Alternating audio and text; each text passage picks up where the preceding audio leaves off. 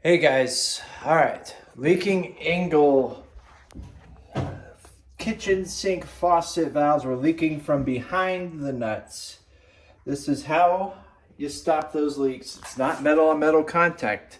It's assorted medium O-rings. I got these at Home Depot.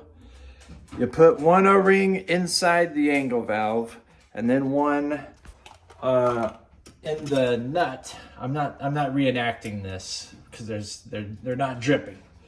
But I put one on the inside seat of the angle valve, one on the inside seat of the nut, or past the brass compression ring, and that did it because the metal on metal wasn't working.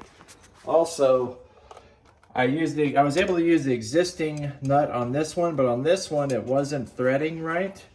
So I used this hacksaw, this 10-inch bimetal hacksaw from Home Depot that worked as well. Careful, it only took like 5 cuts to get it off, and I don't think I got the copper pipe.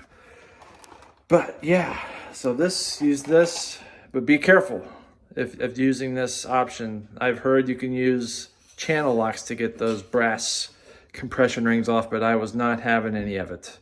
So I used this thing, and a few cut, like literally 5, maybe less cuts, and the thing was snapped. So that's how you stop with the leak. Get some more rings, guys. These are the dimensions of the ones in this pack. They're pretty, you could tell if they'll go over the 1/2-inch copper pipe or not. But yeah, this worked. All right, bye.